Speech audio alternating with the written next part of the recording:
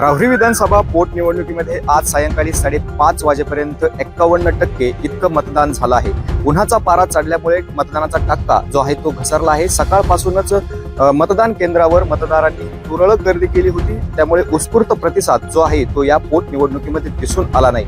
सुरुवातीपासूनच ही निवडणूक एकतर्फी वाटत होती, त्यामुळे मतदारांनी देखील मतदारांना येणं टाळल्याचं दिसलंय, त्यामुळे मतदानाचा टक्का हा घसरला आहे। माहितीकडून अक्षय शिवाजी कर्डिले यांच्या विरोधामध्ये तब्बल 6 उमेदवारांनी या निवडणुकीमध्ये दंड ठोठावले होते।